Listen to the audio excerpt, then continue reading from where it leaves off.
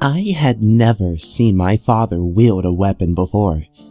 On that Christmas evening of 1988, he opened one of the cabinets in the living room and pulled out a shotgun.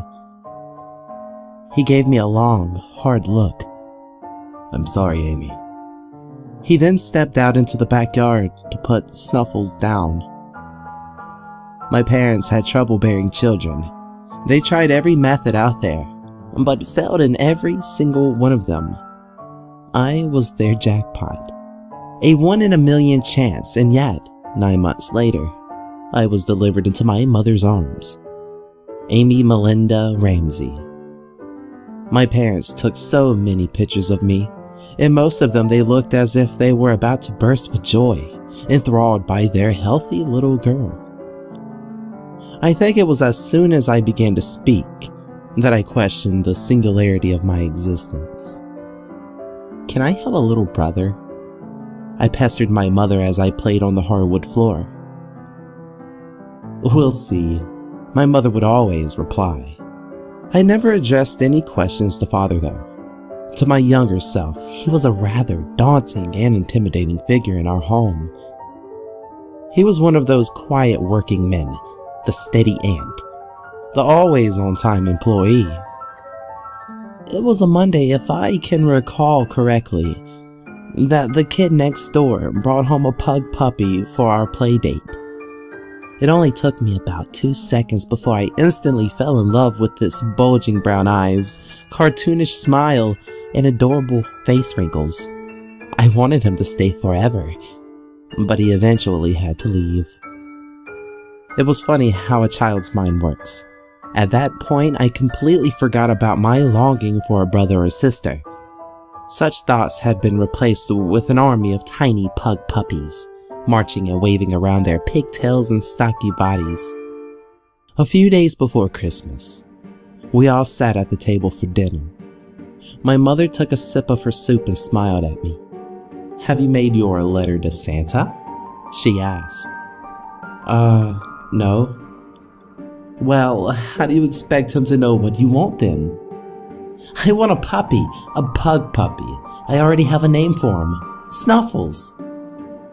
"If you do, write it down on a piece of paper and hang it in our tree," she replied. My father nodded a few times here and there, but did not utter a single word. I would later find out that he had been laid off that day. I guess they were trying to protect me from such things, so they just swallowed those nasty thorns away from my sight. I followed my mother's orders. This was my best chance of getting a puppy, and I was not going to waste it. I sat down on a small toy table in my room and scribbled a letter with the best handwriting a 6-year-old could manage. I remembered that my letter, although crude and concise, was flooded with crayon drawings of me and Snuffles. My mom helped me hang it on the highest branches of our Christmas tree. I stood there for a while, admiring the card, filling my mind with all the adventures me and Snuffles would have. As a result of my father's job loss, we struggled to make ends meet. I could see it in their faces, in the corners of their mouths and eyes, that there was something going on. But they would just cloak it up with a half-assed grin. My parents concluded that a pug puppy was simply out of their possibilities and bought me a toy pug instead. They hoped that this might keep me happy and would buy them some time to save up for a real one. I bet they were quite surprised when they saw a strange box under the tree that neither of them recognized on that December 25th of 1988. It vibrated around violently, and there was definitely something whimpering inside. "Snuffles!" I yelled victoriously. My parents stood back in the corner of the living room as I rushed to grab the shuffling box. It was beautifully wrapped with a deep violet paper and intricate black jewels. An elegant golden bow crowned the gift, resting ominously on top of it. A letter was attached to one of the sides of the gift. The handwriting was cursive, and as a child I was unable to read it. I gave the letter to my mother, eager to know what Santa had written me. She read it in silence, and after glancing back to my father in what I could only describe as sheer shock, she handed him the card. My father scanned it briefly before rushing out of the house. He circled our property for about 10 minutes before coming back inside, pale as the snow sticking out of his boots. "What does it say?" I asked. They kept talking to each other, completely disregarding my inquiry. I don't recall their exact words, but it was something along the lines of psycho, sick joke, or something like that.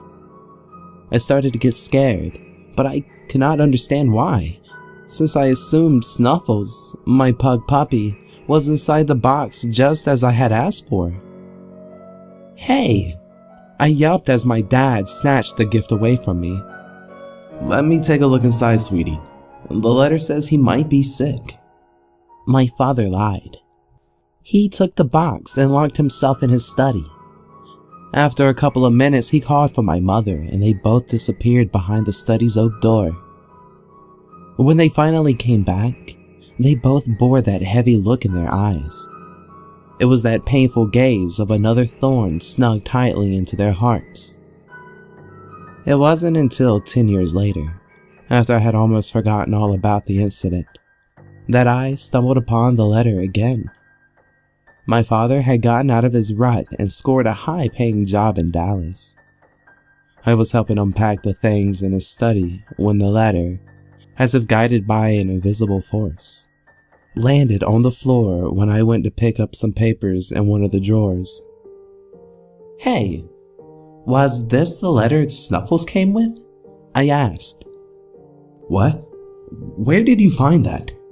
"It was in your drawer. What's wrong with it?" My father sighed. "It was just a sick joke from a prankster." "So, Snuffles?" "I don't know what was in that box, but I can assure you, it was no dog," my father replied. I read the letter. Dear Amy, thanks for the letter. I think you meant to spell Santa, but don't worry, my child. I'll show you I am way better than that fat, self-righteous, cookie-gobbling old man. As proof of that, I brought you a special gift. I hope you like it. It's not exactly what you expect, but I hope you understand that I have limited resources to work with down here. Enjoy your gift. Merry Christmas. Yours truly, Lucifer.